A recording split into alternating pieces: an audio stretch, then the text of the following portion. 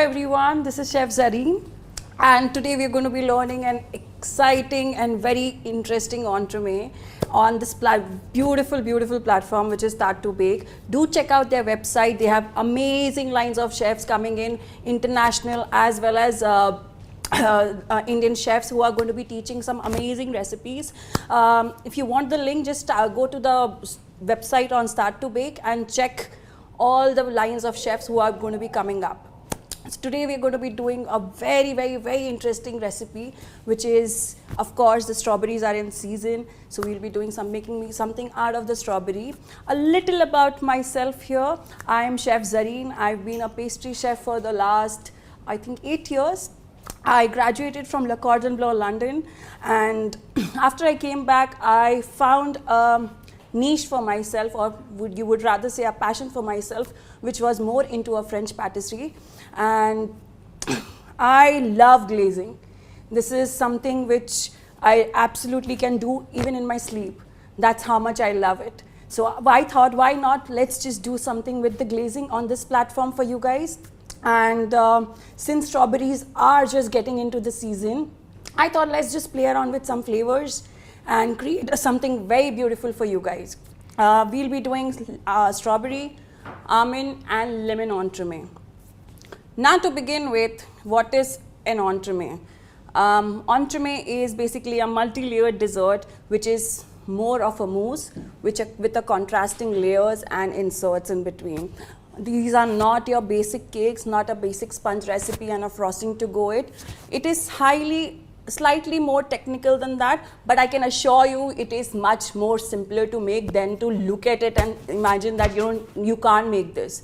It's not the thing that it ban nahi sakta ghar pe. You can absolutely do it. We've been doing the workshops for a very long time onto this, and I can guarantee you after this class you can go ahead and prepare it at your home. And okay, so let's begin with the recipe now. What are the elements are we going to be touching on to this is the insert, which is your jelly layer, is your strawberry jelly. On the base we have a frangipani sponge, which is your almond and strawberry sponge, and the entire mousse is encased in a mascarpone lemon mousse. And we will be finishing it with a beautiful, there's this trend going on with all that marble, colorful glaze. We'll be covering that as well in the recipe. So let's just begin with the recipe. And for the recipe, the first recipe, what we're going to be doing is the frangipani sponge, and the second is going to be a jelly. These two things need to be prepared well in advance so that they both are chilled. While assembling, it just makes it much more easier for us to work with that. Right? So let's just begin. Let's go through the ingredients for the first recipe. The first recipe is almond frangipani sponge. We have butter, which is at room temperature. We have caster sugar. Now we often like using caster sugar because it's just so easy to work with. When you're doing the mixing and the creaming part, it just dissolves really quickly. Apart from that, we do have almond meal. This is the store-bought almond meal. Some flour, a rising agent, which is your baking powder, egg, vanilla extract, and your lemon. We will be using lemon zest into this just to give a little bit more freshness to your sponge. So how is the recipe? The recipe is basically, it's more of a very moist sponge which is going to go on sitting at the base of your dessert. And of course you can do a lot of variations into it. Instead of almonds, you can use hazelnuts. Just grind your hazelnuts and use that in replacement for almond. You can also skip all the nuts if you're allergic to any kind of nut, and you can just add the same quantity flour into it, right? So let's get started. I have also lined my 6 inches cake tin.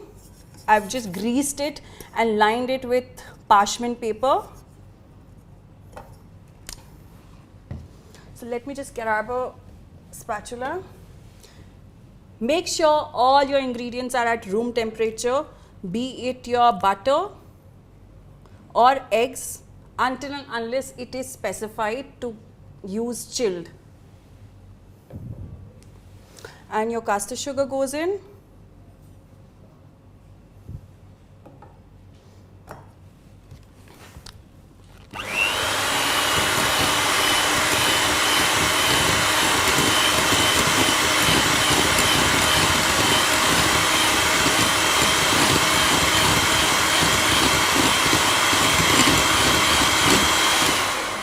why do we do this is to create a little bit of aeration into your sponge. It's not a fully egg based sponge, so it's not like a very spongy cake, but it's a very dense and moist cake.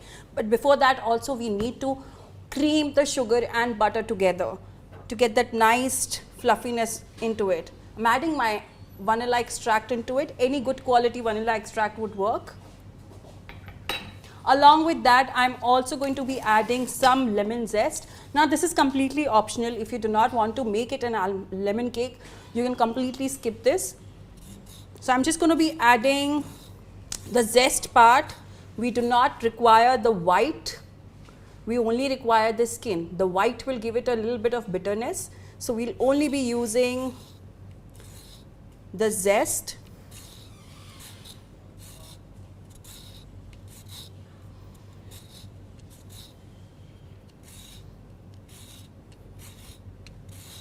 That's it.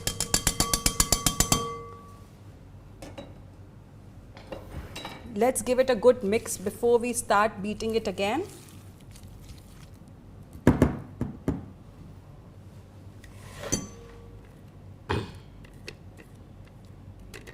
So I'm going to be taking the questions for the first and second recipe together.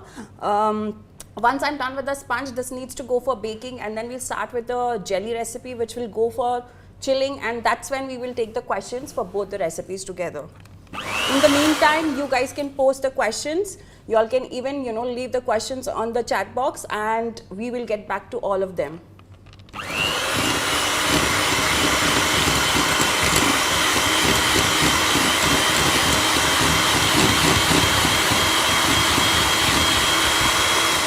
That's it. Now is the time to crack in one egg. Any egg which is at room temperature would work. And directly it goes in.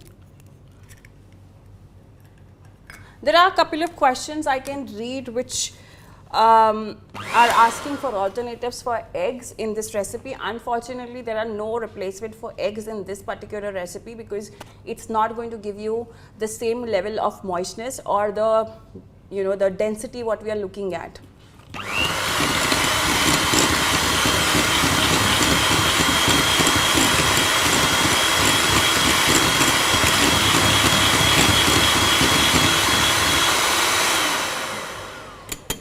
That's it.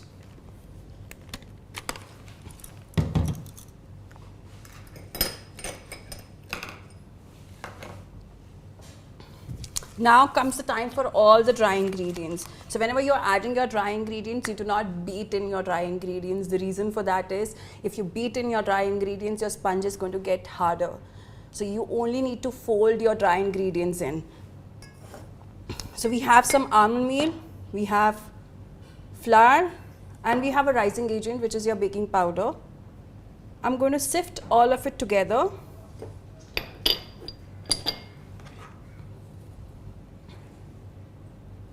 So this is the almond meal.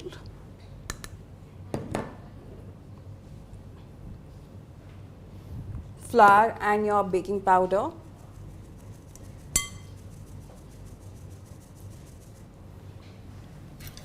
Just going to use the help of my spoon to scrape it inside.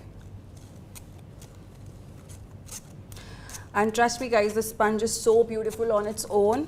If you just want to have it as a tea time sponge, this is your thing what you need to do.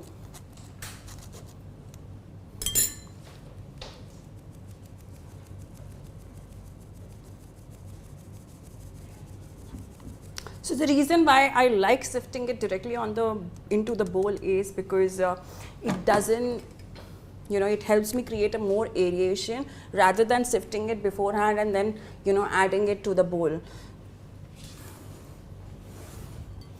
So just a very light turn until everything has been mixed properly.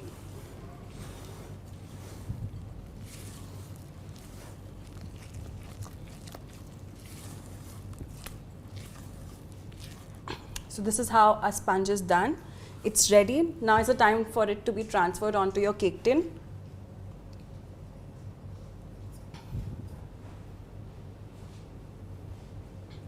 So we have a lined and greased cake tin here, and I'm just going to completely transfer it onto it.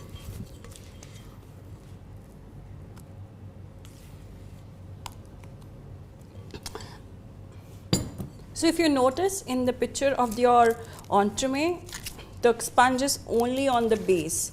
That's how even I like doing it. I do not like a lot of layers of sponge onto it. The sponge is almost going to be 2 to 3 centimeters in height for this. But if you want another layer of sponge, you can definitely add one more layer of sponge. It's totally up to you.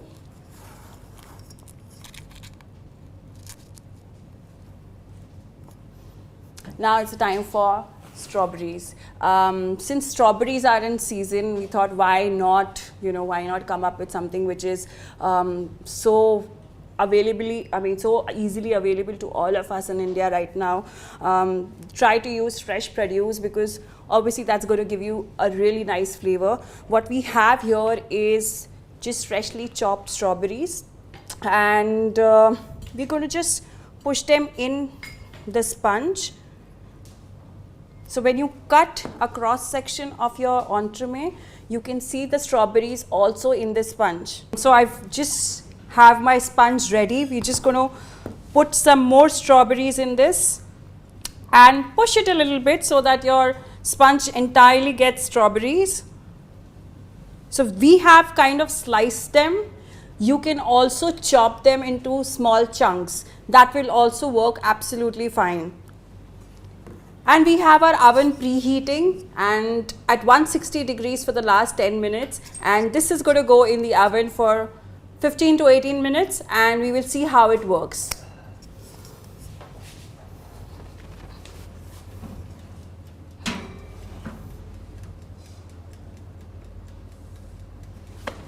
Perfect. So let's move on to the second part of the recipe, which is your strawberry jelly. Now, whenever you talk about the entremets, they do have an insert. It could be in form of fruits, it could be in form of custards, it could be in form of another layer of mousse or a crunch or a caramel, whatever you prefer. Today we are going to be doing a very interesting strawberry jelly. It's very easy to make. You can replace the strawberries with any seasonal fruit you like, or any frozen one also works. So since strawberries are in season, we'll be taking the fresh strawberry and the fresh puree out of it. But if it is not available in the season, you can definitely check the frozen ones. The suppliers list has been given towards the end of your recipe sheets. You can connect with them all over India and they will get it delivered to you. So let's begin with that. We have a 6 inches cake tin which has been lined with a cling wrap. Now why a cling wrap? Because this is going to go in the freezer to set, and we do not want any jelly coming out of the ring. Why do I use a ring here? Because it's very easy for me to demold. You will see it when I'm demolding it, how easy and convenient it gets. So we have already lined it with a cling wrap, and I'm going to be placing it on a cake board and we leave it. The next what we have is a saucepan. We have some strawberry puree, fresh strawberries. Now I also did see a couple of questions regarding the pectin here. We are using a fruit-based pectin which helps in setting my jelly really quick. Now I'm using a fruit pectin NH which is available at Delta. We have given you a suppliers list, but if you want to use a normal pectin, Urban Platter is a good brand to use, and yes, it is available everywhere on Amazon and I think a lot of online stores as well. What is a pectin now? Pectin is basically a setting or a jamming agent. When you mix it with the sugar and it goes into the fruit, it helps in solidifying and jellifying the entire jelly. So that's how important the pectin is here in this recipe. You cannot skip pectin, you cannot replace pectin. Replace, I think, yes, you can still do it with the gelatin at the same proportion, but if in case you do not want to use a gelatin, you can definitely use a pectin. Pectin is also a plant-based product. In case you are a vegetarian, you can definitely use this recipe for your jellies. So let's begin with our jelly. I'm going to be adding my puree in the pan. I absolutely love strawberries, and strawberries with lemon and almond is something you guys need to try it out. And we have some fresh pieces of strawberries.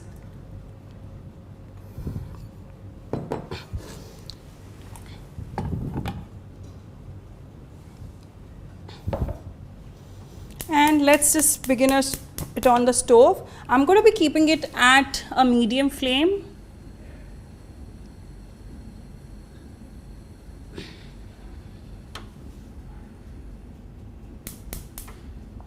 Yeah.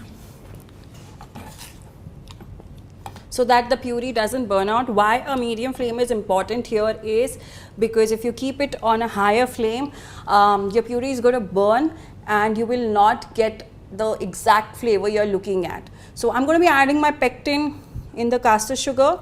The pectin always goes with the caster sugar. You cannot add pectin on its own.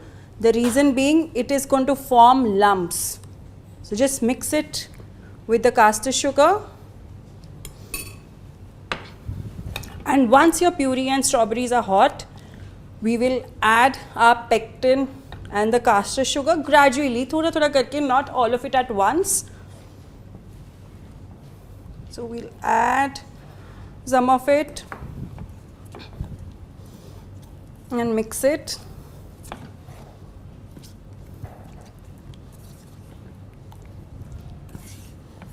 I love the color of strawberries. It's so vibrant, it's so red, and with all the combinations going ahead, like a off-white kind of a mousse and a jelly layer which is so vibrant, and with the sponge of the base, it looks absolutely amazing.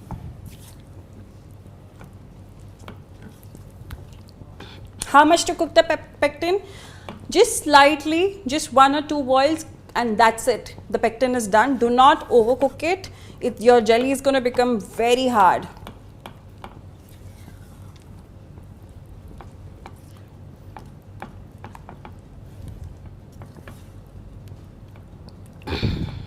Just once we are done with this recipe, we will take all the questions. Thank you, Sandeep.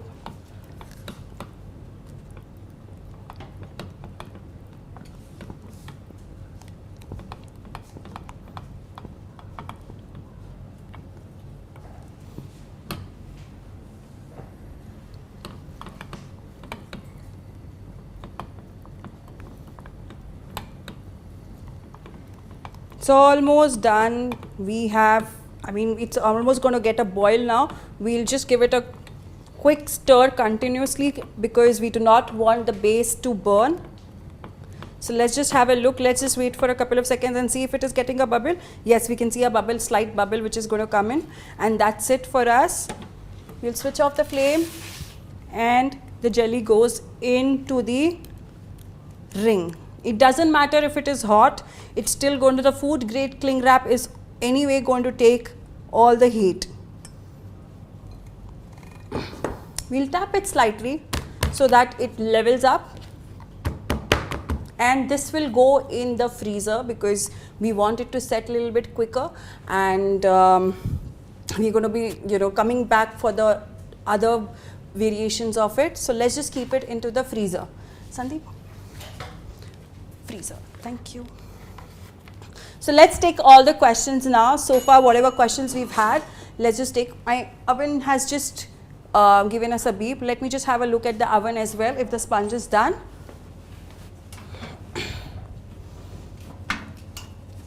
I think it's just going to take a couple of more minutes. It's going to take a couple of more minutes.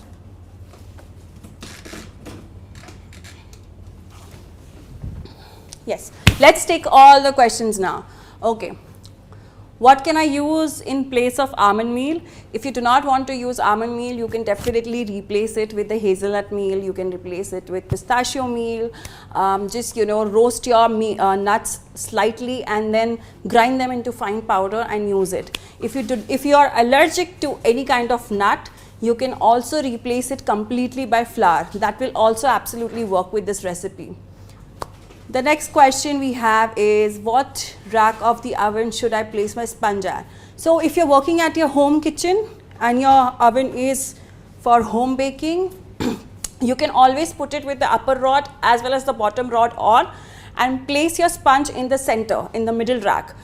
That's going to help you get even heating, and your sponge is going to be evenly baked. If you're using a professional oven, of course, if it has a fan and it has a convection, it's going to get even heating on its own. So it doesn't matter if you put it at the lower rack or the top rack, doesn't matter at all. Why is pectin NH used in this recipe? So what is a pectin? Basically, pectin is a setting agent, it's a jamming agent, and we use pectin to set the jelly, to jammify the jelly, right? Pectins are often derived from the wall of the fruits like apples, pears, and it's a vegetarian product, it's a plant-based product, and you can definitely use this to jammify your jelly. In case if you do not want to use pectin, you can also use gelatin in the same proportion. What other fruits can I replace with strawberry? Since strawberries are in season, I would like really request you guys to try the recipe on its own. But if not, if you do not have strawberries available, you can replace it with any kind of berries you like. Blueberries, a big yes. Blueberry, almond, and lemon goes so well together. Apart from that, raspberries, yes. Cranberries, yes. Mixed berries, yes. You can just mix all the berries together and use it. And I wouldn't suggest the same thing for the any citrusy fruit, because it's going to get very citrusy for you all. Orange jelly or lime jelly, lemon jelly, I would definitely say a no for it. But orange, definitely, yes, you can work with the orange as well. And do we have any other questions, guys? If you all have any questions, just put it out in the chat box. We will take all the questions. No questions? Okay. So let's just begin with the third recipe now. And the third recipe what we have right now is a whipped cream ganache. So where are we going to use this whipped cream ganache is on the top for the decor. Now, why do we use that? It's a very light base of cream. We are going to be making it and chilling it. And right before we use it for finishing or the piping, we will get it out from the fridge, we will whip it and then use it. So since we have time in hand right now, because our strawberry jelly is setting in the freezer, the sponge is baking, we thought why not, let's just do this and then we proceed further. Thank you, Sandeep. And I need a pan and a bowl. Thank you. So we have cream, which is your dairy based cream. This cream what we are using today is above 33-34%, which helps in whipping it. In case if you do not have this cream, you can also use Tropilite and whip it and just mix it into your chocolate. Apart from this, we also have liquid glucose.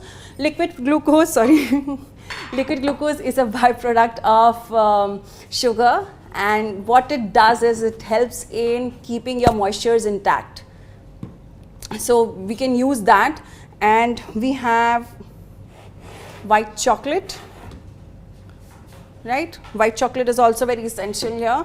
Had I not been making, say, lemon, almond and strawberry, if it was just vanilla or just whipped cream ganache on top, I would have definitely liked to scrape in vanilla seeds. What that does, it adds a really nice speck to your frosting. So that is another option what you can do with it. Okay, so let's begin. I'm going to be adding cream,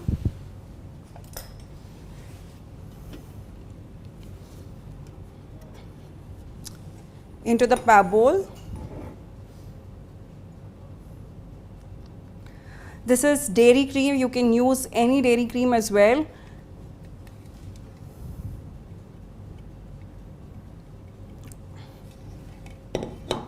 To this we are going to add liquid glucose. So liquid glucose on its own is a very sticky and it's really disgusting ingredient what we have. So what I really like doing is just microwaving it for 10 seconds until it becomes a very smooth, pouring consistency. So I'm just going to microwave it in the oven for 10 seconds only.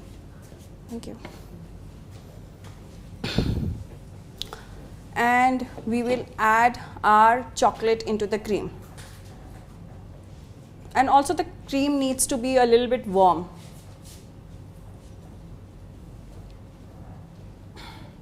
Sandeep इसे भी थोड़ा सा गर्म कर दो microwave में.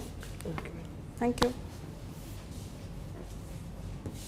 So do we have any other questions? Just let me know if we, in the meantime, if we can take any questions. Okay. Do we wait for strawberry jelly to get a rolling boil after adding NH pectin, or we take it off the heat? It's not like a really big rolling boil. 1 or 2 boils here and there, and we know that the pectin has been activated, and that you can definitely use it.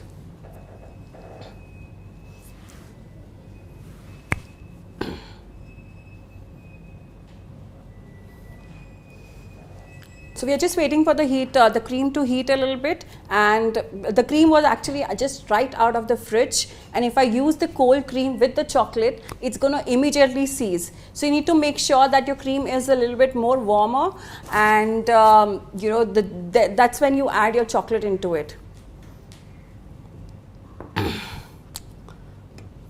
So after we are done with everything, I think, you know, this is the most interesting part is the glazing part, and you know, a lot of people love how this marble and colorful glaze goes onto the entremet.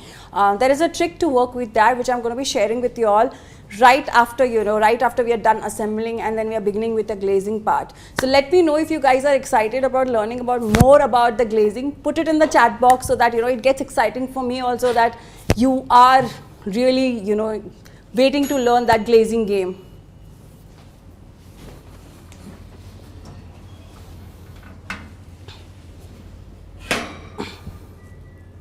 Yes, so our sponge is also done. So I'm just going to quickly show you all how the sponge is.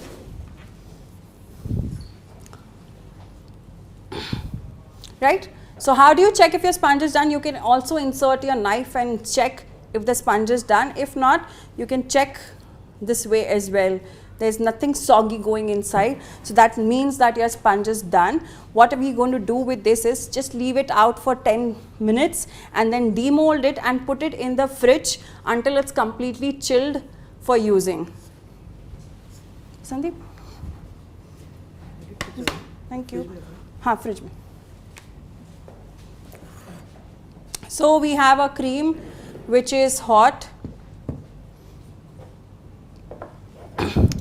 To this, I'm adding my liquid glucose.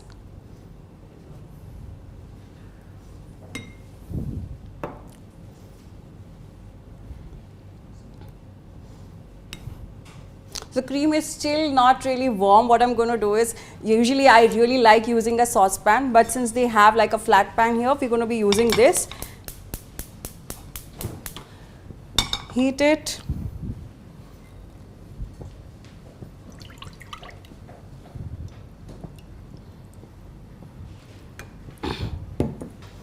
Right, so I'm just going to heat it before it starts to boil. You don't have to boil your cream. You just have to heat it until, you know, your fumes are coming off.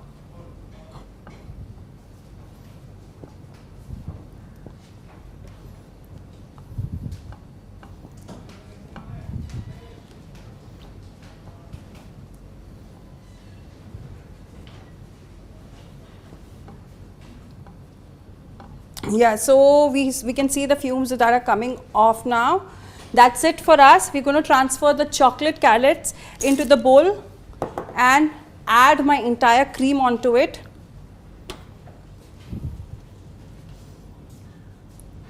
Right, just pouring all the cream into it.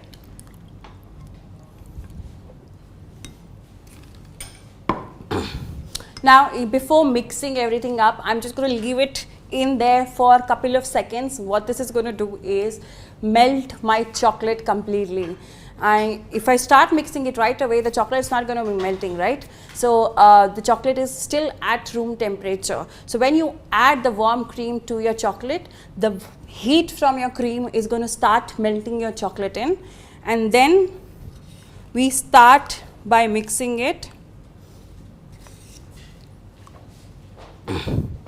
Just in case if you still feel that your chocolate has not completely melted, you can use your hand blender, the stick blender, to completely melt and get a nice emulsified ganache. Sandeep, can you please help me with a hand blender? Thank you. So I can still see that there are few callets here and there. So we're going to be using hand blender here today, and so that it just melts everything together.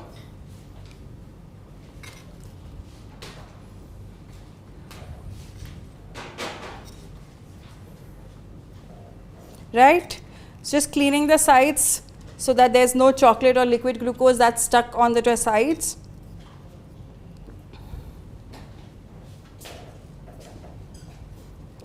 So you can see that there's still few lumps onto it, and I'm going to be showing you again once we use the hand blender how does it look after using the hand blender. And I'm using a very basic stick blender, which is I think there in almost every home of ours. You know what this does is this helps in emulsifying all the fats together. So if you're getting into the pastry part, or if you're already into the pastry department, this is an absolute must to have in your kitchen. Just going to put it. Thank you, Sandeep.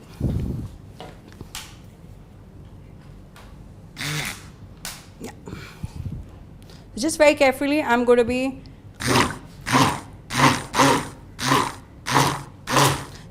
we just need to do it as much as the chocolate has completely melted and emulsified.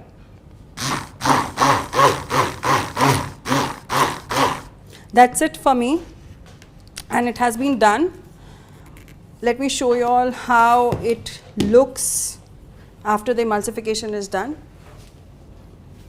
Thank you. Yeah.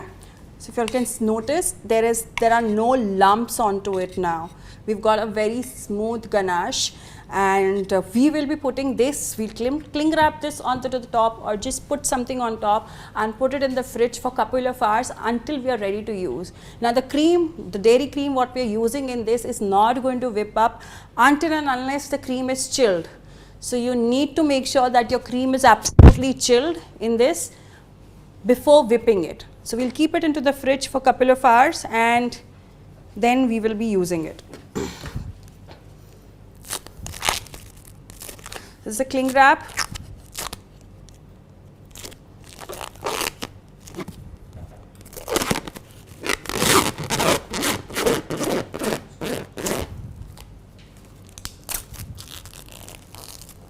You can also store this completely into the fridge overnight and use it the next day, and there's nothing that is going to go off with this. What I don't recommend doing is keeping this for more than 4 to 5 days, because it's at the end of the day it's a dairy product. The cream is going to start smelling foul, so don't keep it more than 5 to 6 days or 4 to 5 days. Before using as well, just smell it and taste it before using. Yeah. So let's see if we have any further questions going on, and after that we'll take a quick break for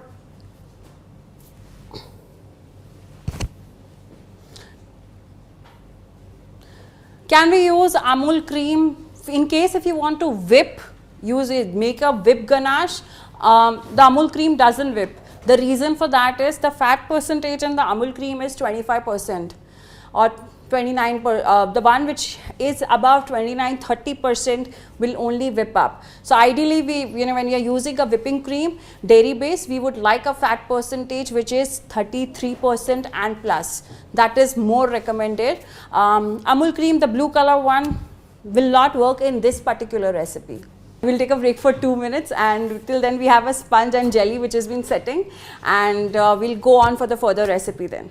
We're going to be beginning with a very interesting thing now, the most exciting part of the entremet, which is the glazing part. But before we begin with that, I'm just going to take a couple of questions here.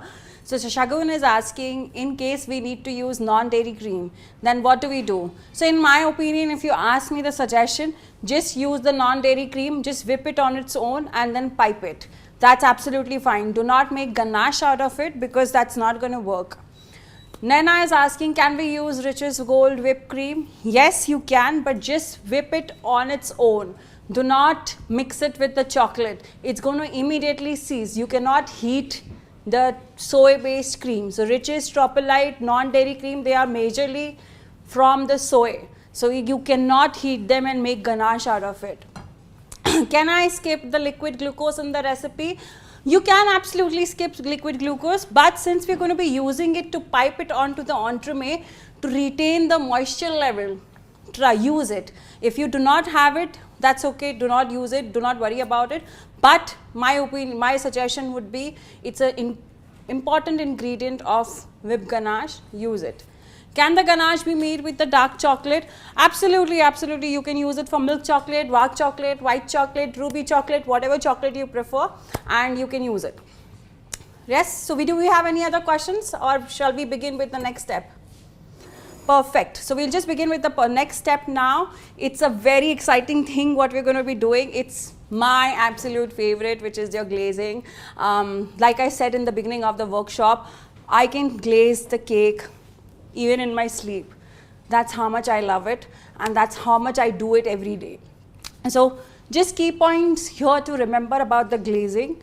Whenever you're glazing a cake, your cake needs to be frozen. We'll talk more about it when we have the entire entremet ready. We still haven't done the mousse and the phytene part because we are waiting for a couple of elements to finish. In the meantime, we're going to be preparing our glaze, right? So what is a glaze? What is a mirror glaze? Mirror glaze is nothing. It's a end result of mixing your sugar syrups, your sugar to a certain degree temperature, and then giving it a body with condensed milk and white chocolate. White chocolate, why white chocolate? Because it's easier for us to color. If you do not want to use white chocolate, replace it with dark chocolate. If you just want to use a brown color glaze. But if you want to use the colorful glaze, you will have to use the white chocolate. Apart from that, what do we have? We have gelatin. Now gelatin is a setting agent. We definitely need gelatin in this. If you do not use gelatin, it's not going to set. So we have here gelatin sheets which needs to go in cold water. So Sandeep, can we have some cold water please?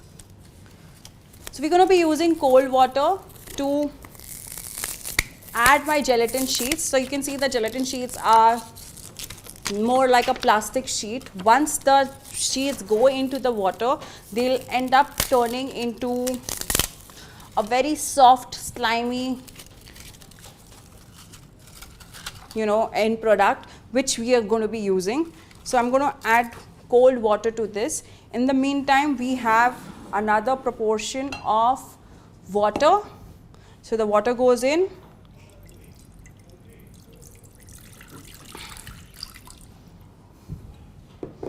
And we have some caster sugar because it's a glaze. So what caster sugar is also going to do is add a lot of gloss to your glaze. I'm sure a lot of questions will pop up if the glaze is going to be extremely sweet. No, it's not going to be sweet. You're going to use a very thin layer of glaze onto the entremet. So it's not you're not going to get a very extremely sweet taste onto it.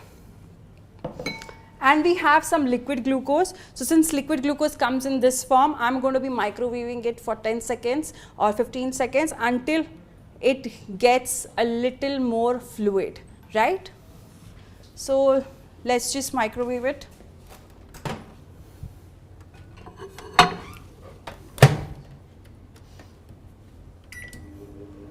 So I'm not going to give it complete 30 seconds because it's going to start melting really quick. Let's check it at 10 seconds first.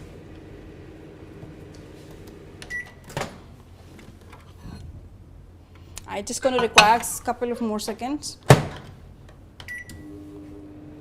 So the liquid glucose again is going to help in adding a lot of sheen to your glaze as well as a lot of moisture content. So your sugar and water is not going to seize. It's not going to form that lumpy texture into your cream. Right, so I think we are done.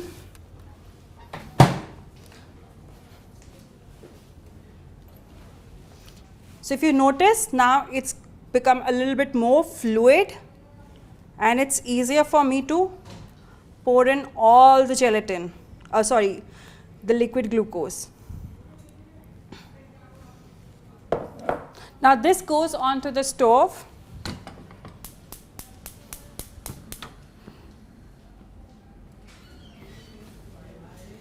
Again, we will keep it at medium flame, and we will cook this for,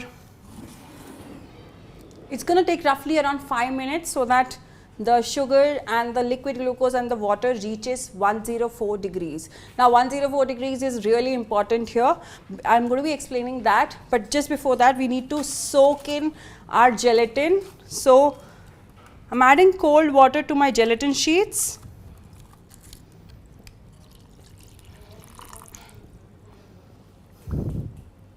I'll need some more water for this. A little bit more water. इतना ही normal temperature पानी भी दे दो चलेगा. So what I'm trying to do is submerge all my gelatin sheets into the bowl so that it blooms a little faster.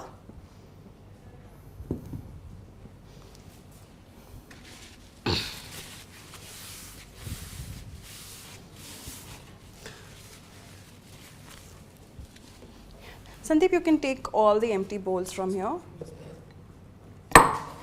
Thank you. So just a little bit more water into it. Yeah, this is going to take roughly around 5 minutes for us for it to bloom. In the meantime, we have a white chocolate which is going to go into the bowl. Let's have a look at the glaze also. Once everything starts to melt, I will be adding my thermometer here.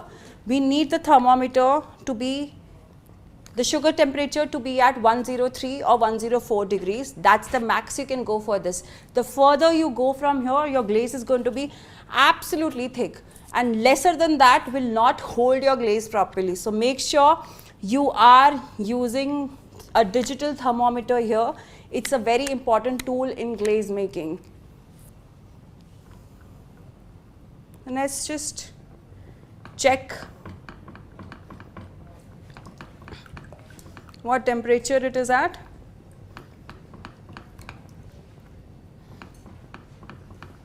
It's still at 45, 50, 52 degrees.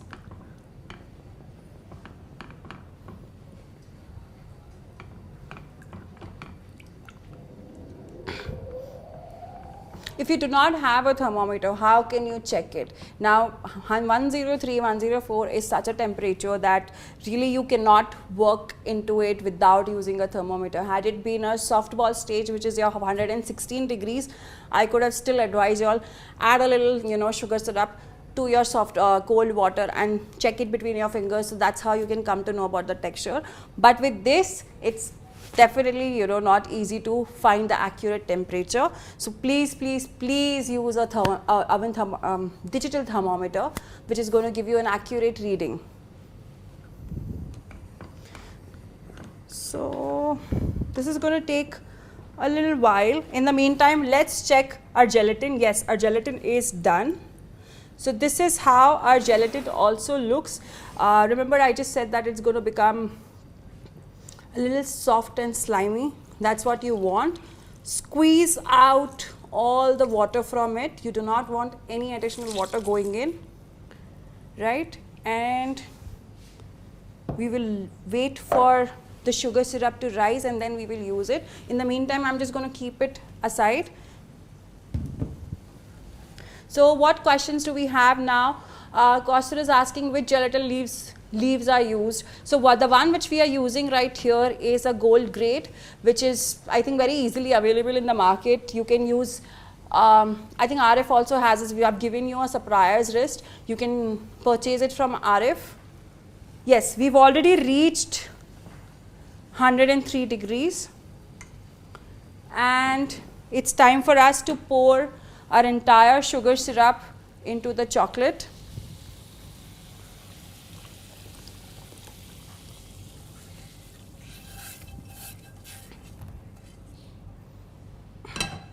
Along with this, there is condensed milk which needs to go.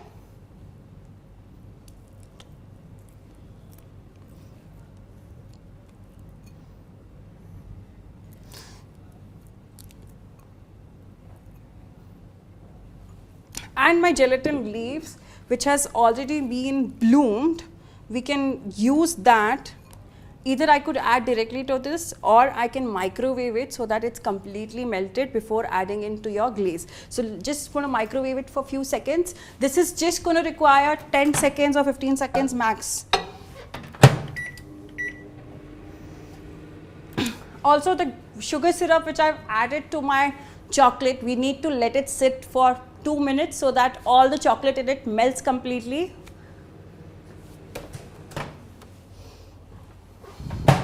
Yeah, so look at the gelatin, it becomes a very transparent kind of a liquid which helps in setting your glaze.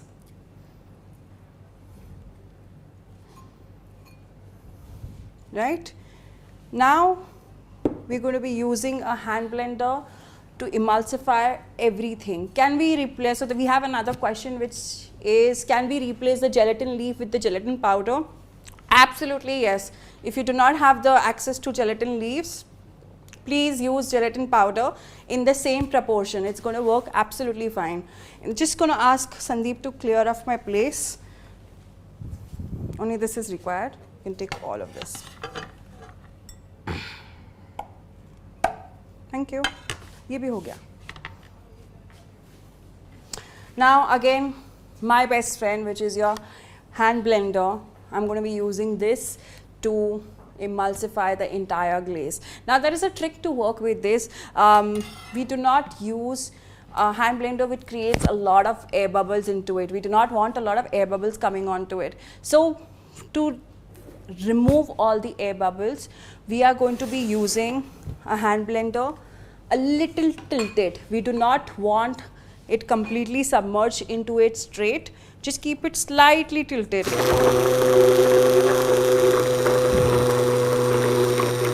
Right? So the more you emulsify, use a hand blender, the more emulsification happens and the more sheen it gets.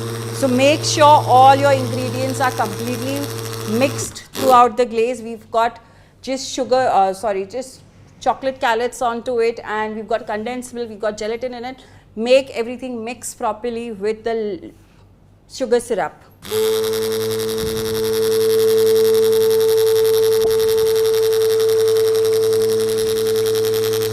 Yeah, so once this is done,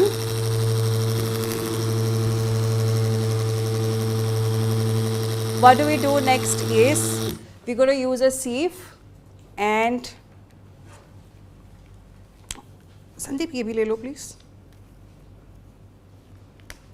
Sandeep ये ले लो. So we're going to use a sieve and transfer all the glaze into a different bowl, clean bowl, because we do not want a little bit of tits and bits going on anywhere. So use a sieve and transfer it onto it. Sieve था ना अपने पास, Sandeep?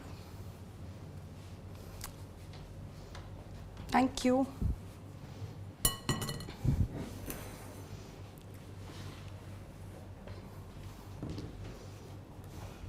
Right, so we're going to pass it through the sieve. Look at how shiny and glazy this looks. We still haven't added any color to it, because the color I'm going to be adding once we are doing the glazing part. This is a neutral glaze. Neutral glaze as in not the technical term for the neutral glaze, but the glaze which has no color. So from here onwards, you can add any color you like.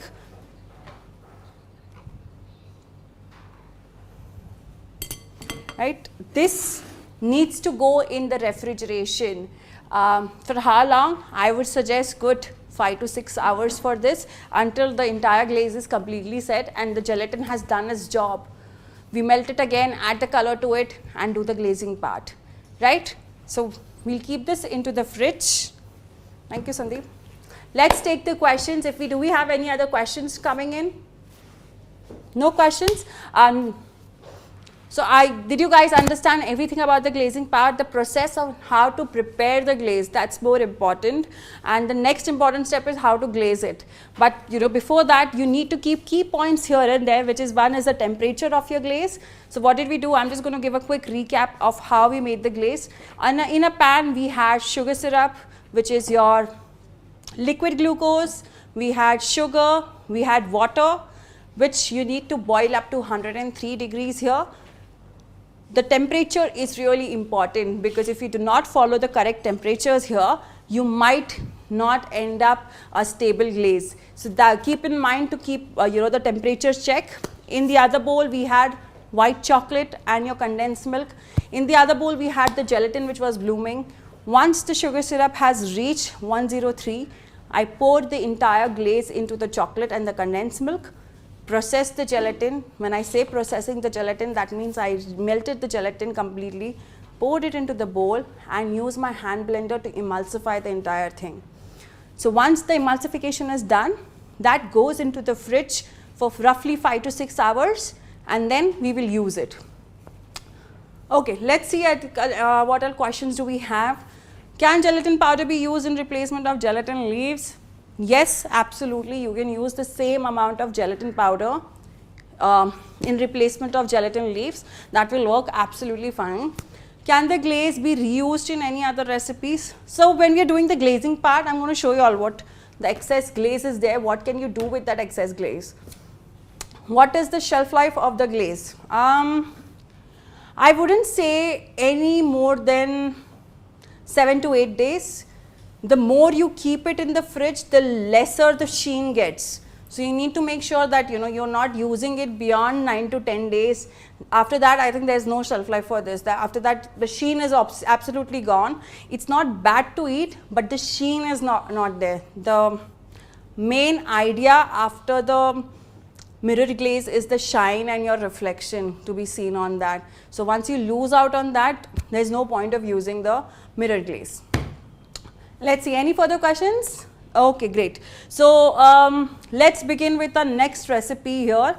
We are going to be doing fighting crunch. So what is a fighting crunch? It's a dried wafer crepe, right? So that adds a little more extra crunch to your dessert. So the entire dessert is mousse, jelly, sponge.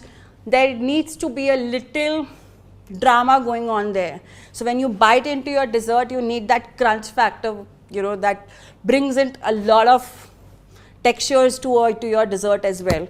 So I'm going to be using a layer of fighting crunch onto my sponge. So our sponge has been baked and it has been cooled down completely. I'm going to use a knife.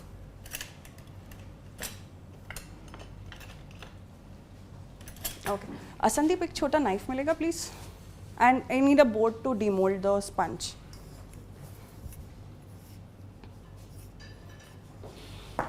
छोटा नहीं okay.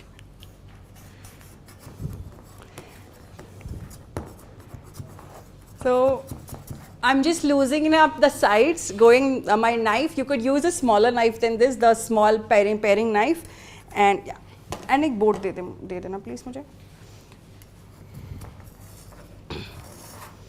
Just run it through your tin, and since your tin had been greased really well, it's easier for us to demold it. Right? So there's a parchment paper layer here. Let's get it off. So since this sponge is just freshly baked, I'm going to be more careful with it because there's a high chance of it breaking. Had this sponge been prepared a couple of hours back, I could have worked with it more faster. But since this is just baked, like it's not even been an hour or so to this, so I'm going to be a little careful with it. We'll keep this aside and we'll move on to our next element, which is your fighting crunch. So I'll take a sponge. We'll take a bowl. To this, I'm adding some white chocolate.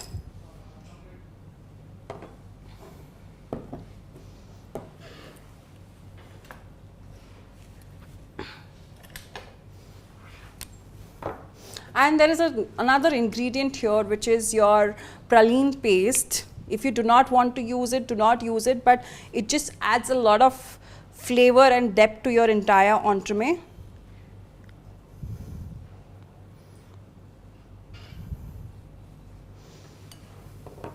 So I'm going to microwave this until it's completely melted together.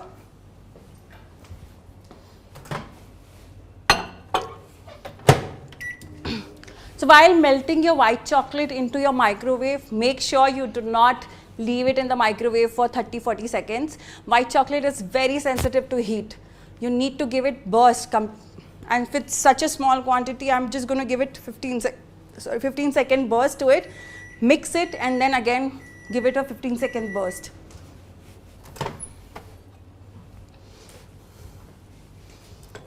So with this, it's just kind of gotten a little softer. I'm going to put it in the microwave again.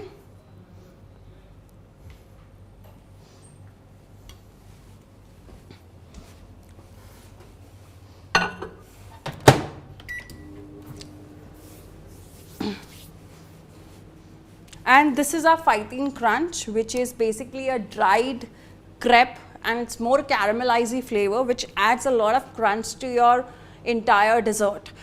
These are ready ones. If you do not have these, you can definitely use cornflakes. Just crush it properly before using them. If not that, you can also use waffle cones. Crush it and use the waffle cones as well.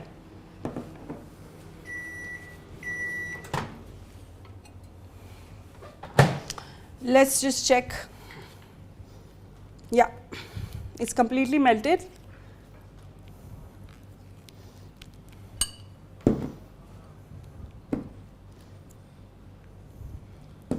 I'm not going to put this into the microwave again because my bowl is still hot, and with that heat the chocolate is going to melt on its own. I'm just going to use the back of my palette knife or a rubber spatula to melt it completely. Yes, this is done.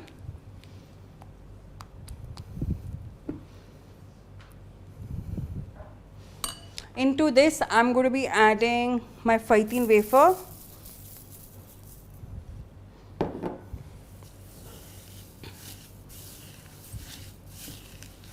Mix it through.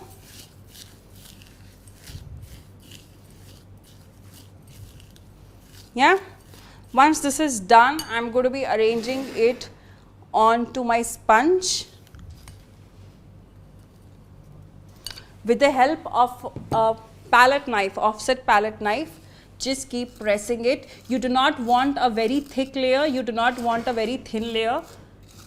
Just keep on spreading it evenly all over your sponge.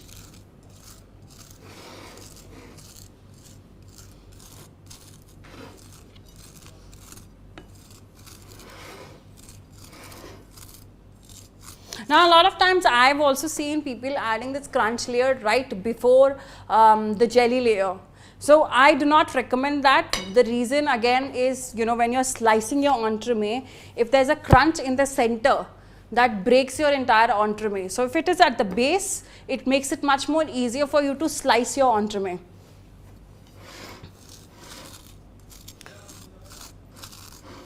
Yeah.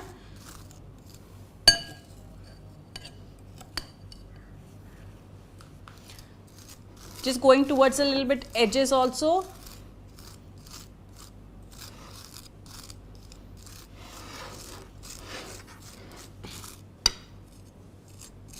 That's it. This is again going to go in the fridge until we are ready to use this, right? Sandeep, ye aap le lijiye please. And ये fridge में रखना है आपने. Thank you.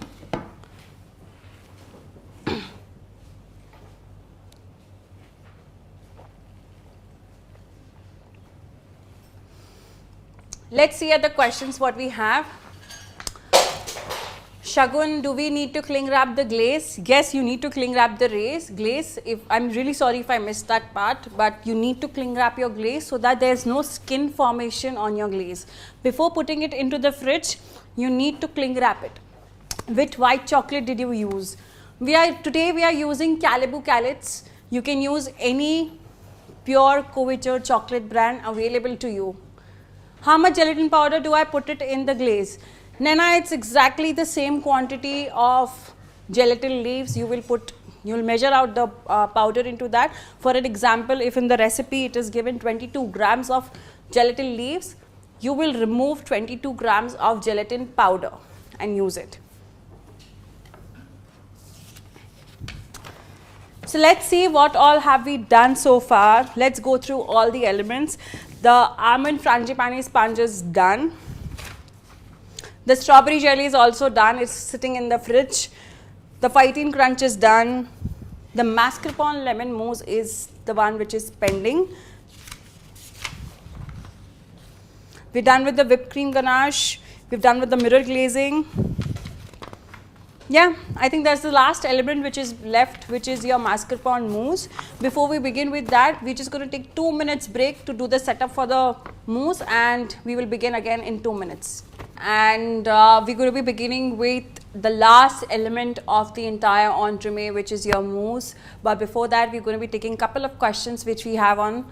So Vishwani is asking, can we replace the white chocolate in the crunch with the dark or the milk chocolate? Absolutely yes. If you're making something which is a chocolate based entremet, you can use either dark or milk depending on the flavors you're working with. If you're using something with like me which is more fruity and white chocolate based, you can use a white chocolate. How to fix the oily smell in the French biscuit? So there's a very funny incident which has happened with me in the last 2 years back. Since we used to travel pan India to teach also, there was a student who got a big box of phytine wafers. It comes in 1 kg pack, and once she opened it, it went a little soggy. It's a wafer, right? If you do not store it properly, it will tend to go a little soggy, and it starts to have a little smell if it is kept in a plastic container for a long time. So when I asked her, what did you do with that? She said that she's thrown it completely, the entire 1 kg pack, because she felt that it has a foul smell. You don't want to throw it. It's a very expensive ingredient. You do not throw that ingredient away. What you can do to get it back into action is just preheat your oven at 160 degrees. Measure out how much phytine you want to use. Put it on the tray. Heat it for 5 to 7 minutes. And let it cool down. Once it cools down, it's absolutely as good as fresh phytine. So do not throw it the next time. It will fix your smell, the foul smell if it is coming, oily smell if it is coming, or if it's turned soggy, especially if people who are in places like Mumbai where it is so humid and it takes a lot to preserve all of these things. This is a little bit of hack what you can do to just preheat your oven. Put your phytine wafer in for 5 to 7 minutes at 160 degrees and let it cool down onto the tray, and it will become as crunchy as the fresh ones. Can I make the hazelnut praline at home? You can cook hazelnuts with the sugar and a little bit of water, completely caramelize it and grind it into a paste. Where else can the crunch be used? So I've also used it onto the truffle balls, like the small truffle chocolate ganaches, what you get. I've rolled my chocolate into that and then toasted them into the crunch. That also gives a very nice crunch. Apart from that, the phytine wafers is one thing. If you're using a plated dessert, you can also use it onto the plated dessert. You can use it onto the base of any cake. If you're making a chocolate cake, you can absolutely use this onto the base. Fill it up with the layers of ganache and other frostings, and it's really tasty, and it's one of the best flavor combinations I've had. Right? So do we have any other questions? No? Okay. So let's begin with the last element, which is your mousse. We'll be doing a mascarpone and lemon mousse. Very, very, very nice and delicate form of mousse what we are trying to use. The mousse doesn't have white chocolate, so it's a very delicate one. It's not extremely sweet, but how do we make it more stable here is it's going to hold up the entire elements of the cake inside. So how do we make it more and more stable? We're going to be using egg yolks for this. Unfortunately, there is no replacement for egg yolks in this particular recipe again, because the egg yolks is the thing which is ingredient which is going to be giving it a lot of texture when you're eating it. So when you eat this mousse, it's going to be very silky and smooth. So you need to use egg yolks for it. We're going to be preparing sugar syrup, adding it to the egg yolks, beating it continuously until it comes to room temperature. This is known as sabayon. Okay, so while that is happening, I'm also going to whip up my cream so that we do not waste a lot of time and we get things done simultaneously, right? So I'm going to be adding my yolks into the stand mixer. Into the other pan, we have caster sugar, we have a little bit of water,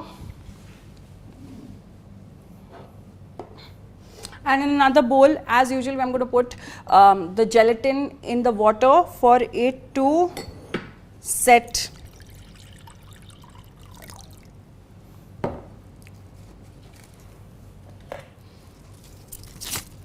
And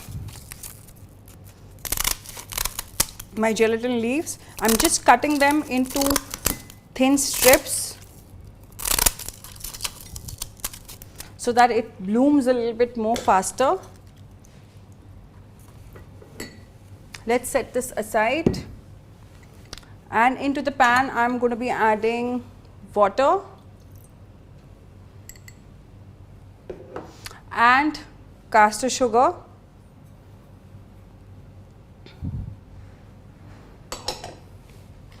And again, we will be using our thermometer for this.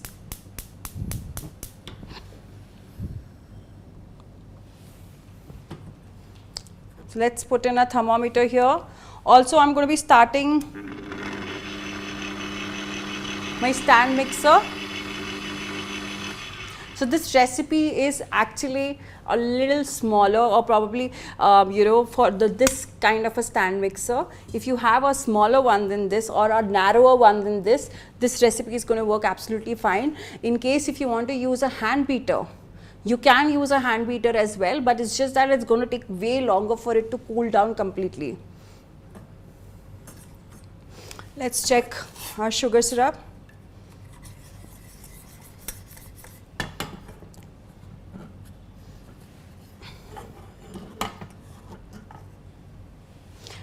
And in the meantime, let's start whipping our cream as well.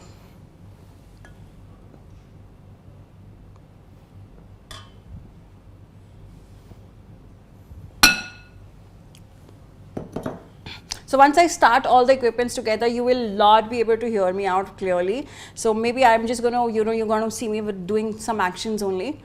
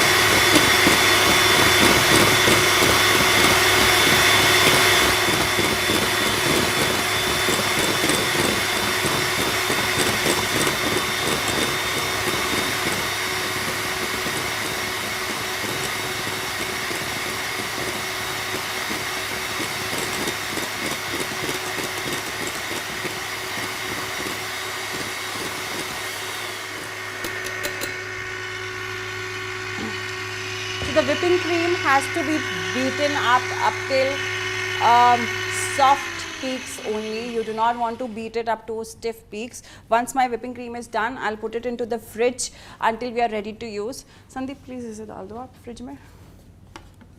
And let's check on to our syrup.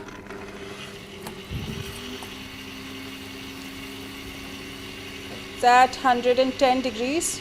Just going to increase the flame. And so if I do not take it up to 116 degrees, which is your soft ball stage, between 116 to 118 degrees, my mousse is not going to be set enough. So make sure you do that and do not go any lesser than that. So we've reached, and gradually I'm going to be pouring my hot syrup into my yolks.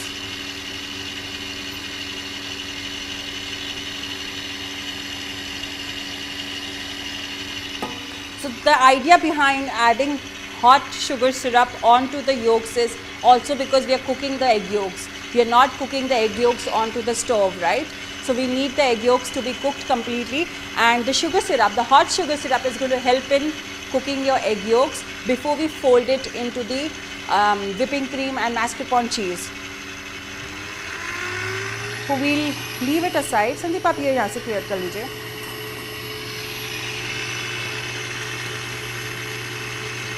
How many grams?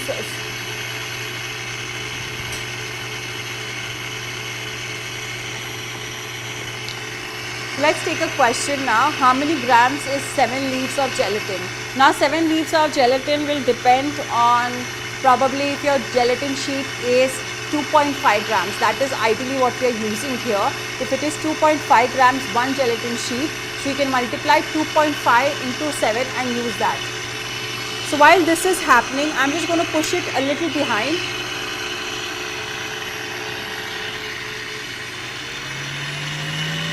This needs to completely cool down while whipping so that we have like a thick sabayon ready.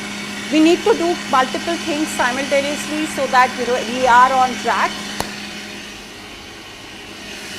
The next is a mascarpone cheese. So we got a mascarpone cheese.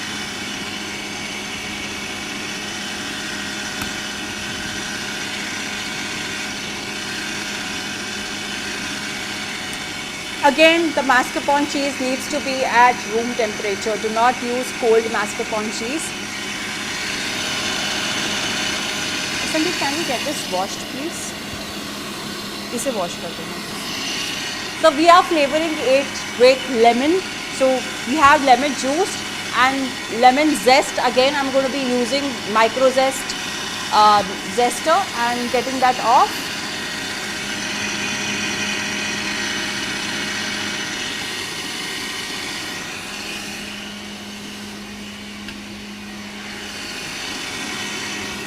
So our gelatin again has also bloomed. So if you see the gelatin, if it's in the water, it's become soft. Squeeze out all the water from the gelatin.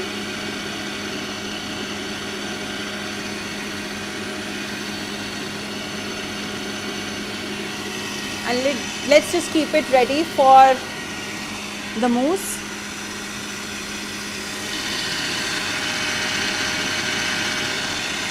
So I'm going to just keep checking on the heat onto the stand mixer. It needs to be completely cooled down and at room temperature before we add this to the mascarpone cheese.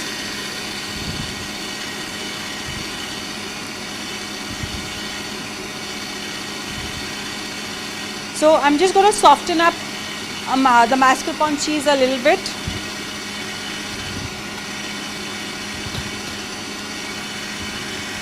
To this, I'm adding a little bit of lemon juice. And Sandeep, I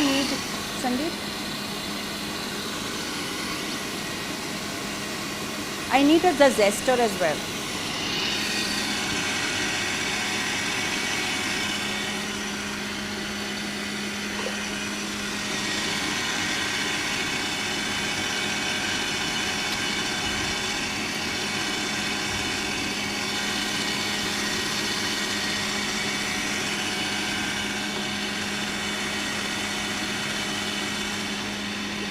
Not this one actually, we require the white one.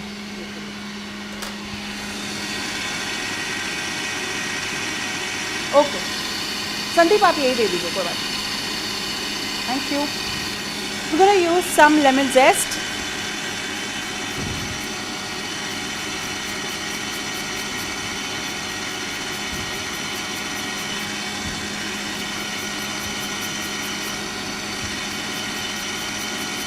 So you could use lemon, you could use oranges if you want to use something citrusy. You could also use lemon and oranges together.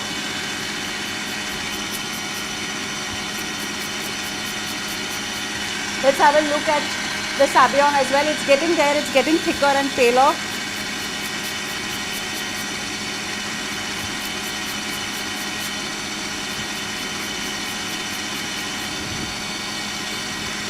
That's it, we've got some lemon zest.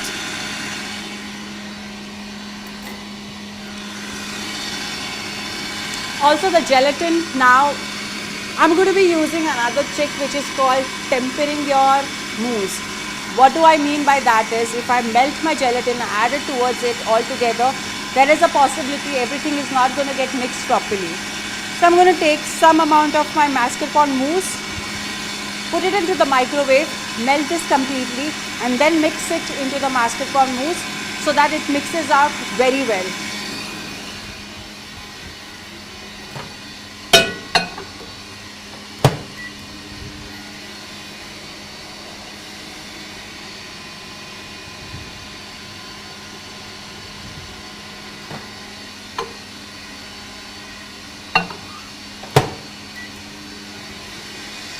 Let's check our sabayon as well. It is done.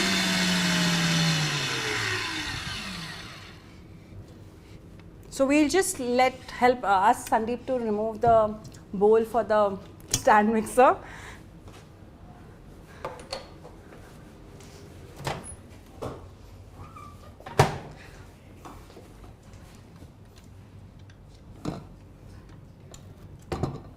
Right. So gelatin and mascarpone is also done. We'll mix it into the mascarpone cheese. So what the end result for this mousse is so delicious. Mascarpone itself is such a delicate form of cheese, and when you mix it with egg yolks and the sabayon and the whipping cream, the end result is so delicious. It's absolutely creamy. In case if you're also looking at not preparing the entire mousse or the entremet, you can also prepare this mousse on its own. Set it into these glass jars, make the strawberry jelly and add it onto it and just serve it in the glass jar. That's also absolutely delicious.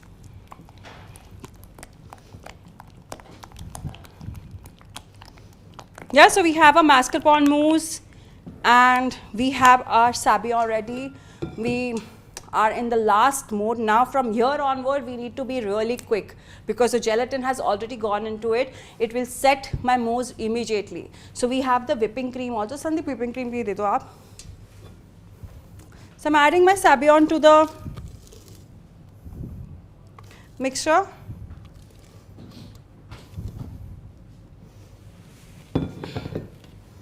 Fold this. This is also going to get a lot of lightness as well as the richness to your mousse.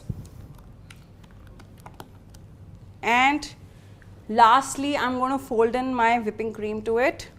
So look at the consistency of whipping cream. It's not stiff peaks, it's a very soft peaks. So that's what you're looking at. I'm going to go in proportions, not all of it at once.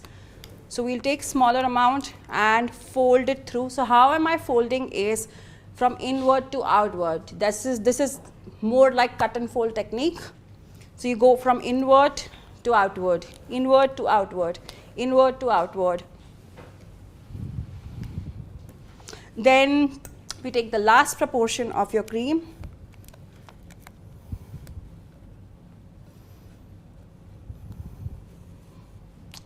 And we're going to fold the last.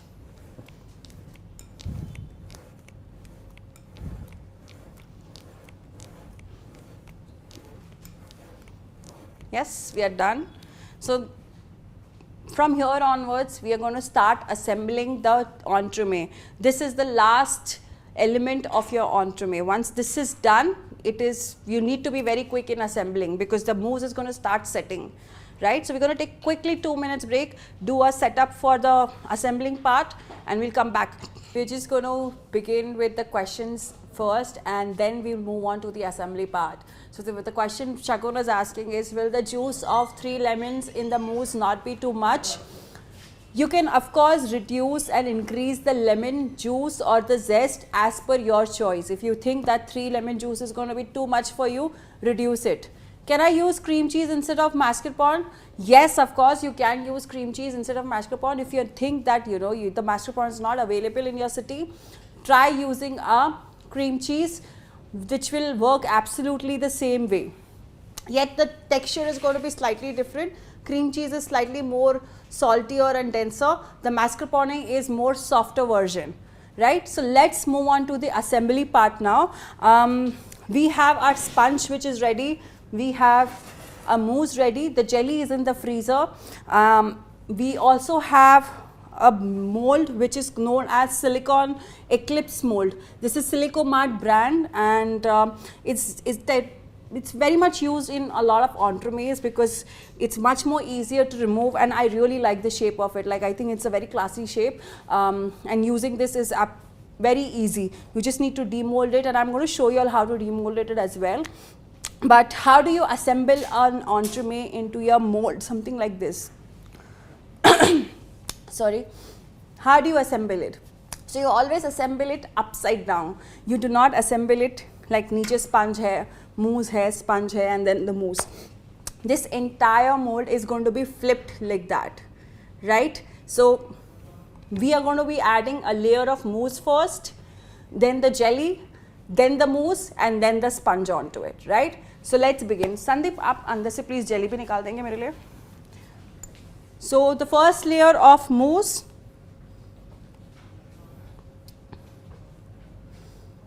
that goes in, spread it,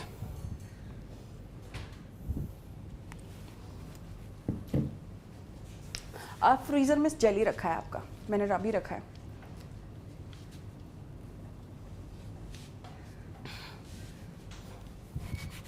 Tap it slightly so that it evens out. Thank you. And we have a jelly here. I'm going to pass it through the sides. So my jelly is set, but it's not frozen. So let me just flip it a little bit, push it into the mousse.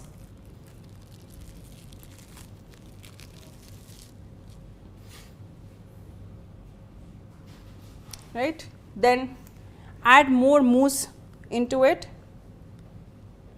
push it towards the sides,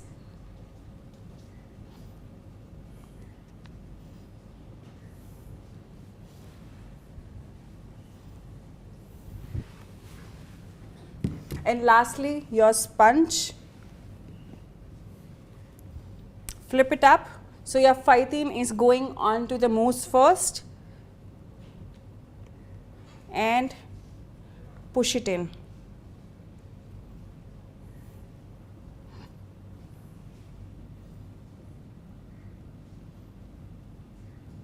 Yeah.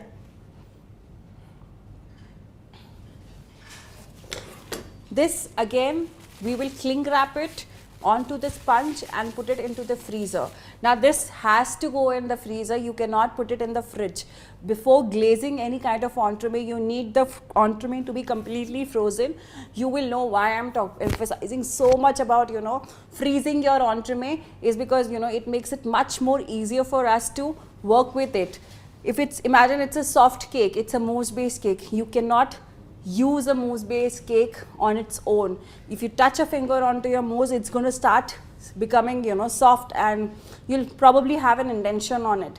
But if your same thing, if your entire entremet is frozen, you will not be able to do any kind of damage to it. So I'm just going to ask Sandeep to help me and clear off this place and put the entremet back into the freezer. Yes, in the meantime we will take the question. Sandeep आप इसे freezer में रख दीजिए. Can I skip the mascarpone if I want to make vanilla mousse? What else can I replace it? Then you'll have to use white chocolate ganache mousse recipe. That works. Even the mascarpone with vanilla beans will make it vanilla bean mousse. So you can work it that way as well.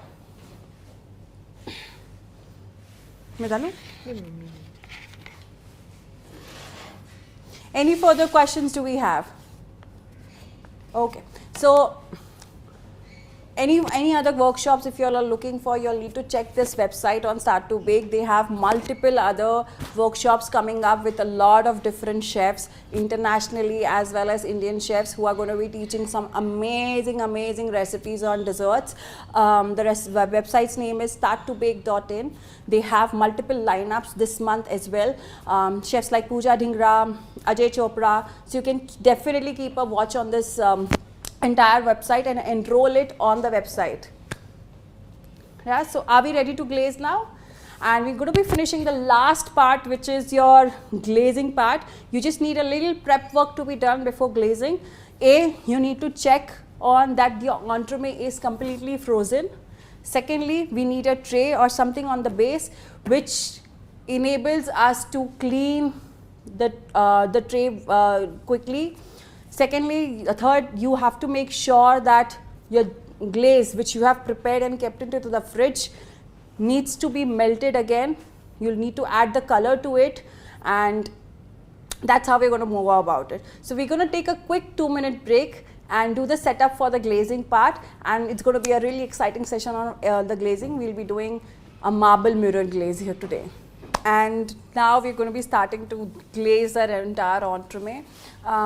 I just wanted to do a little bit of setup for you guys so that I can show you all how we really generally do the glazing part. We have the glaze which we prepared during the first half of the workshop, and we're going to be melting this completely into the microwave. Let me just get this off.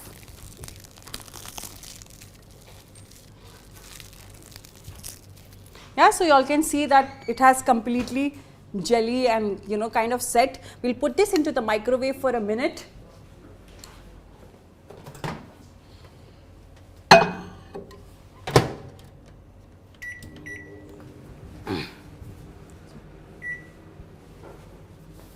Now let's talk about a little bit of setup. So I do have a tray here, which is your oven tray or any deep tray which can get all your dripping of the excess glaze down on it, and you can put it back, the excess glaze, put it back into the bowl and reuse it multiple times. Also I have a jar here because I want something which has been uplifted so that it's easier for me to work around that. I have 2 bowls here. I'm going to melt the glaze and add colors to it. Today we'll be using 2 gel colors. When we talk about colors, you can use as many colors as you like. Today we are going to be using white and red because it's a strawberry cake, but you can definitely use entirely red as well or entirely white as well. Apart from that, we have 2 jars here because I like the glaze to be poured onto the cake. We have something which is known as a blower. This is something which I generally just use at work because I have it at work. But if you don't have this, if you have a hair dryer, if you have anything with that blows a little bit of air, that's it. It's just to create that marble effect. So anything which you have at home will work absolutely fine.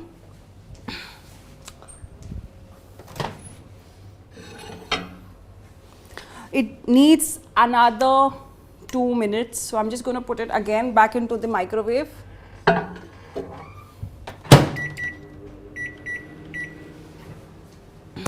We also need to check that the entremet is completely frozen. I'm not going to get it out until we are ready to glaze. So we'll keep this aside until we prepare the colors.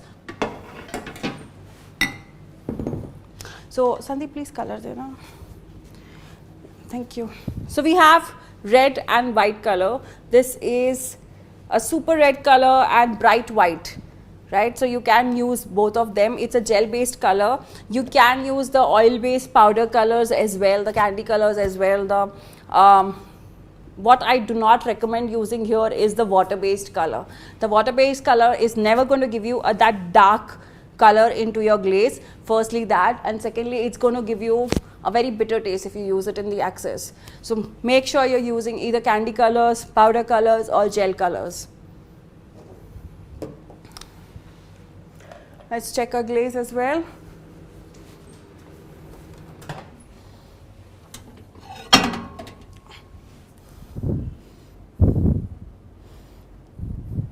Still a couple of more minutes to go until it completely melts.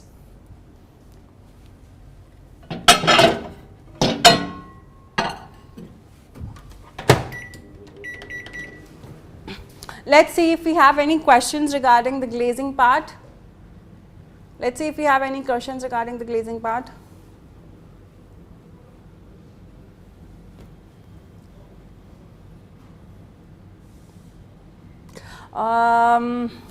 Okay. So there are no questions so far.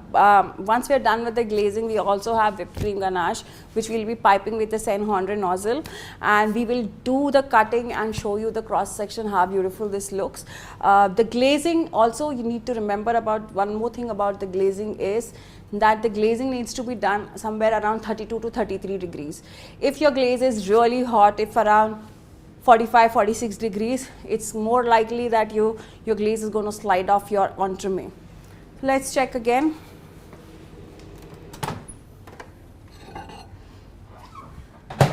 So it's not completely melted, but some of it has melted, which I think we can use it at least for preparation of one color.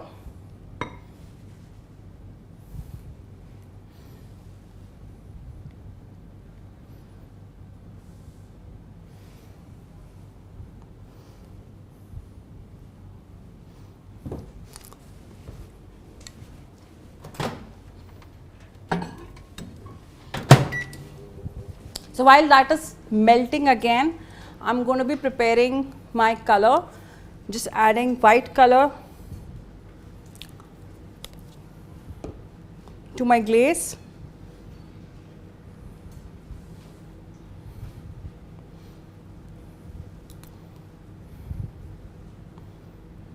Yeah, so this is going to be more than enough for my one cake. Just going to clean my hands and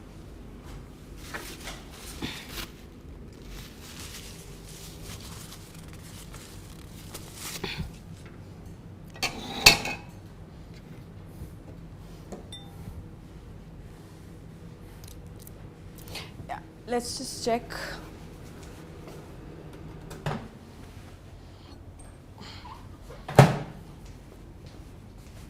So we'll take another spatula for this, and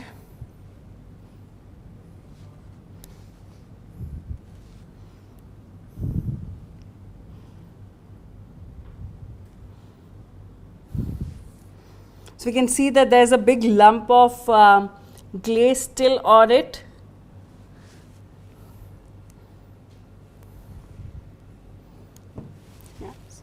Keep this aside, and let's add a red color to the second part of the glaze.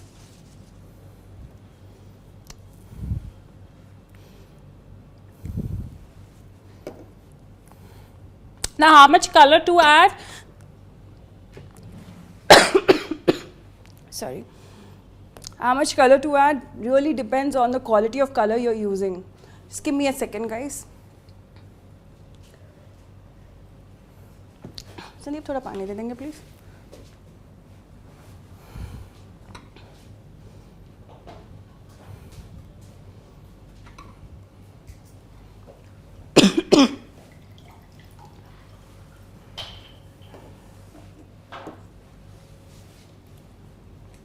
Thank you.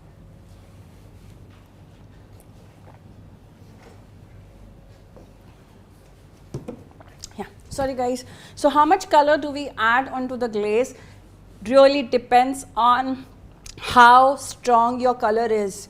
If it's a good quality color, you might not need a lot of it, but if it's not a good quality, you'll need a lot of color.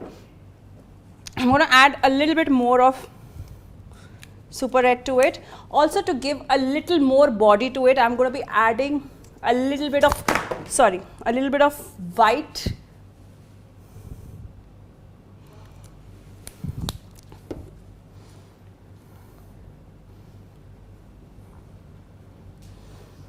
yeah. So we are done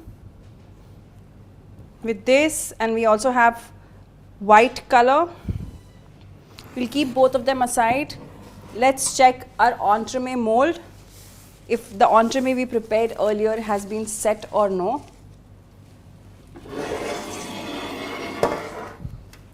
So the entremet is in the freezer. I'm just going to get the entremet out from the freezer and show you all how it needs to be.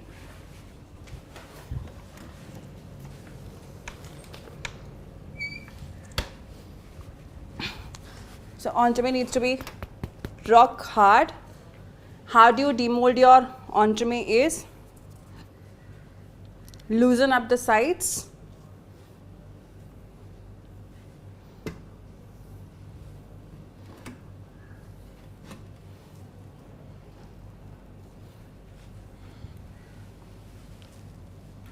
and peel it off from the other side end as well.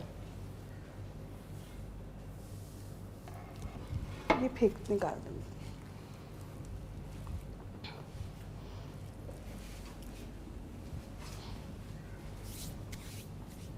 So ideally I would have liked it to be even more, how do I say, more strongerly frozen. Right now it's still slightly soft, so you can see a little bit of grudges here and there. You can use your fingers to smoothen it out. Sandeep, मुझे tissue दे देना please.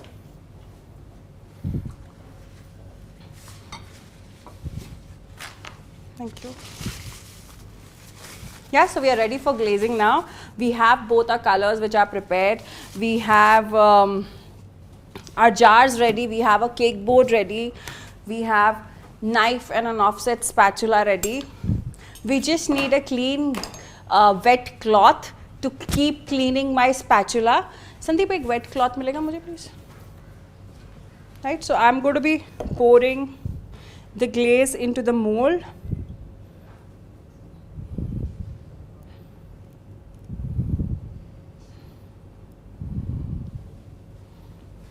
This is the most fun part of any entremet glazing.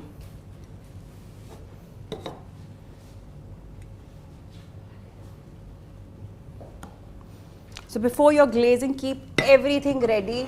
It needs to be very quick.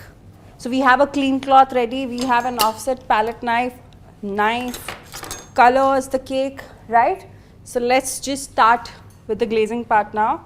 So whenever you're trying to put any kind of cake glaze onto the cake, keep a base color and the other color a little bit more contrasting. So in our case, it's red and white. So I'm going to be adding red color glaze to it, then some white color glaze, and then use a blower to create that marble effect, right? So starting from edges, we'll go inwards. Yeah, so slowly just keep on going towards the edges, right? Look at that shine. I think,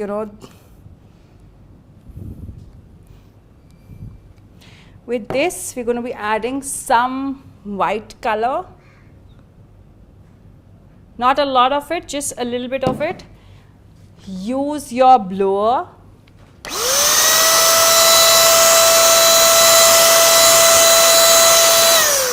Right, to create a little wave or the marble effect. How much you want the marble is on you. If you want a little bit more, you can do that more. If you want a little less, you can do that. So I'm just going to add some more of white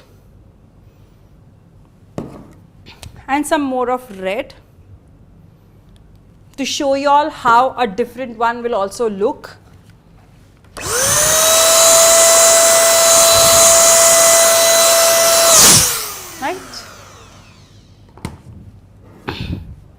So this is how you create that marble look.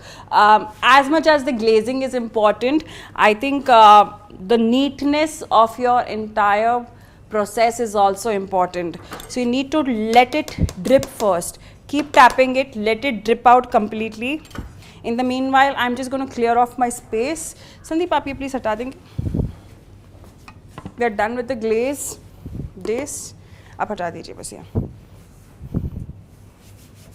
I also have a wet cloth handy. I always like keeping it for one simple reason, that I need to go bendwards and keep cleaning my glaze with a wet cloth so that I get a clean palette knife. If I go with the dirty palette knife on the base, it's going to mess around with my entire finishing.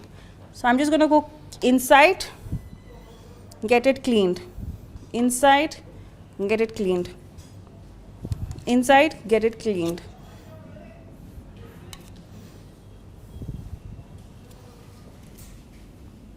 Inside,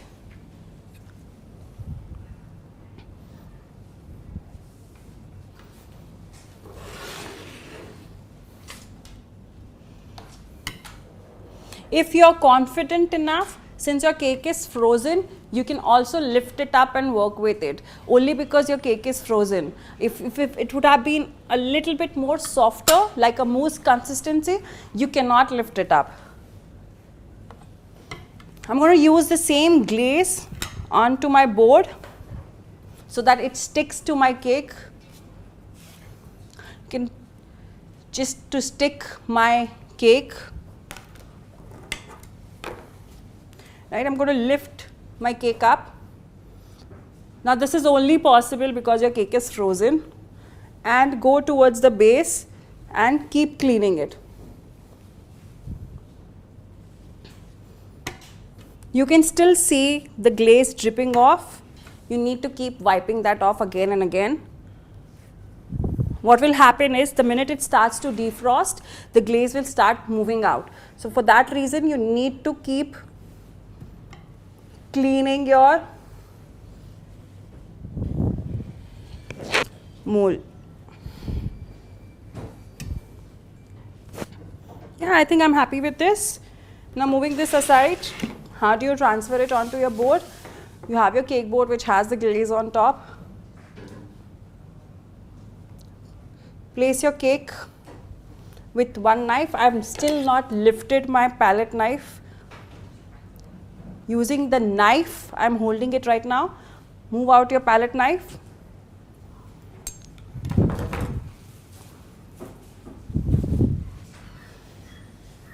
Yeah, so let's just wipe the board as well.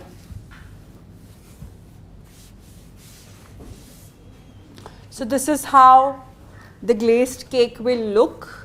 This needs to immediately go into the fridge so that the glaze sets onto your entremet before we start piping on it. So I'm just going to go and keep this into the fridge until we are ready to use. Sandeep, आप इसे fridge में रख देंगे?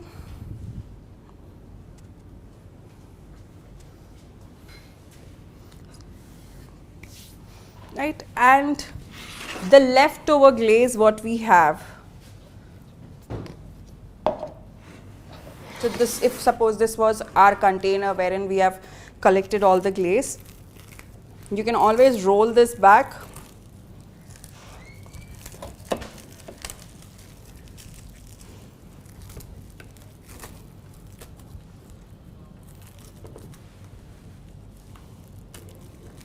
And pour it back into the bowl so that you do not, your glaze doesn't go waste, right? So, Sandeep, आप ये पूरा clear कर देंगे?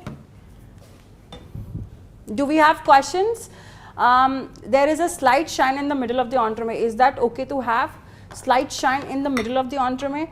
The entremet glaze needs to have shine completely on it. If it doesn't have the shine, that doesn't do the purpose of the mirror glaçage. In case if I'm asked, I'm replying it in a wrong, not to your question, please, correct me and ask me the question again.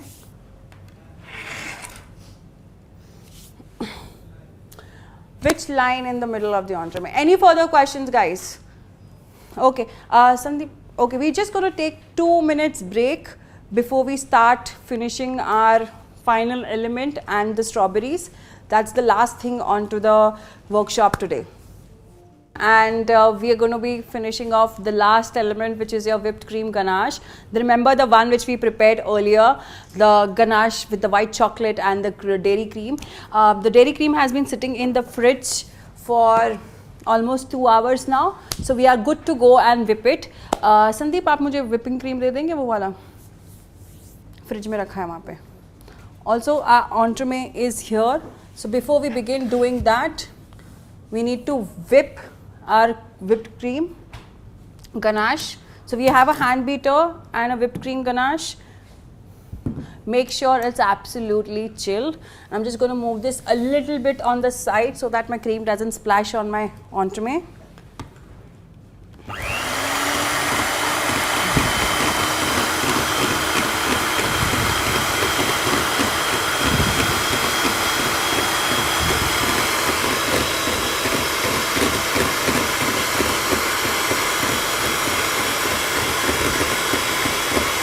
So again, here I am not looking at very stiff peaks or very soft peaks, somewhere around soft stiff peaks, so that it just holds up the shape properly.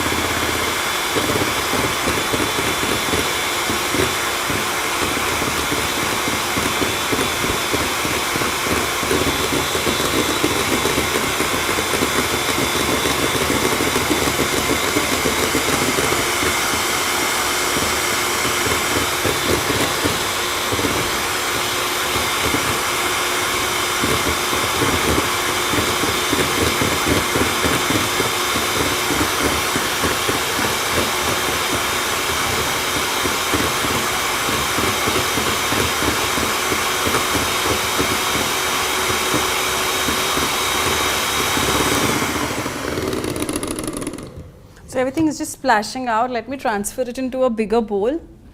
And Sandeep, can I have a bigger bowl, please? So that's like a little bigger bowl, but we'll try and make it out work.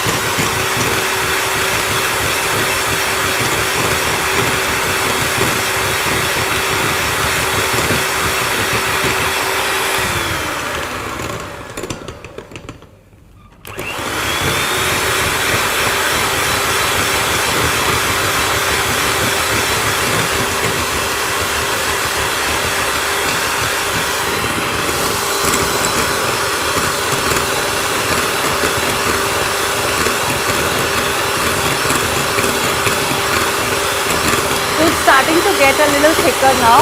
It's just going to take, since the bowl is a little bigger.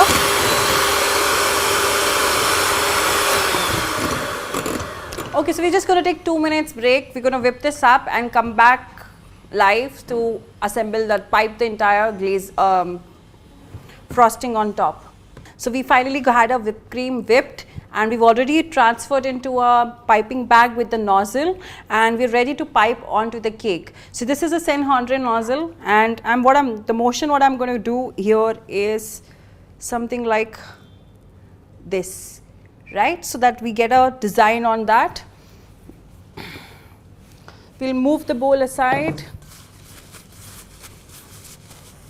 We have the cake ready.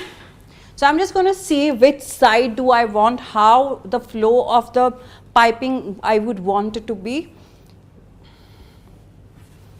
Right, so I think this looks a little good to me. And just in one go, it has to be in one go.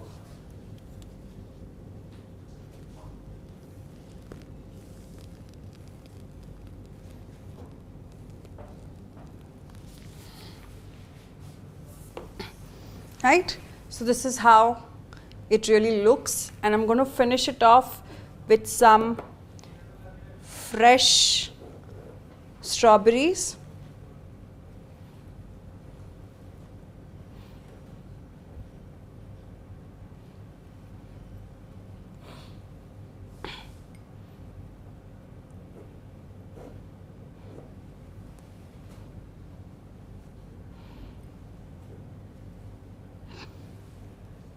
That's it, and finish it off more with the gold leaf. Now whenever you're using a gold leaf, make sure you use the gold leaf which is edible. The 24 karat gold leaf is always edible. Any other than that is not an edible quality. So just a little bit to give that touch.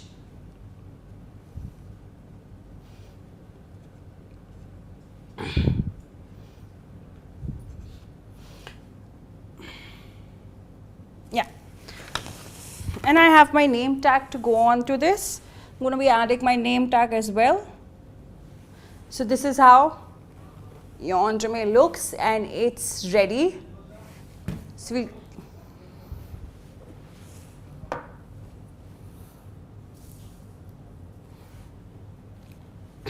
now we'll cut it and see the cross section as well. So remember, this cake is slightly frozen right now because it's straight out from the freezer. It's not been a long time. Whenever you need those clean cuts, keep the cake frozen only. So to get the clean cuts, just, the frozen cake works absolutely fine. Once it gets into normal soft consistency, you will not be able to get those clean cuts. So I'm going to take a clean cut from behind.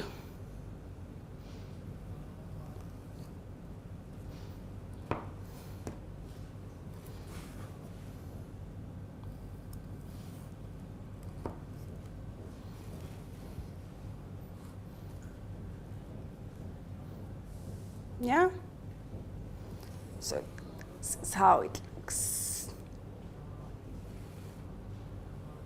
So you can see the sponge layer, the fighting crunch, the brown color part. There's the mousse, there's the the strawberry jelly, the mousse, and the whipped cream ganache.